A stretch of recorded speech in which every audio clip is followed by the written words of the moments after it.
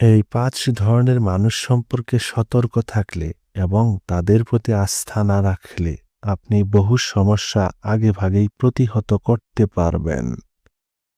Number ১, স্বার্থপর বন্ধু, যারা সারাক্ষণ নিজেদের ব্যক্তিগত স্বার্থ নিয়ে ব্যস্ত থাকে এবং শুধু নিজেদের চাওয়া পূর্ণ করার জন্য আপনাকে ব্যবহার করে।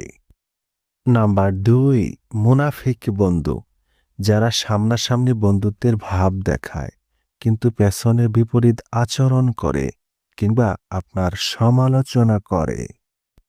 নাম্বার ৩, হিংসুটে বন্ধু, যেসব লোক আপনার সাফল্য ও আনন্দকে হিংসা করে এবং কি আপনাকে সহযোগিতা করার পরিবর্তে আপনাকে টেনে নিচে নামাতে চায়।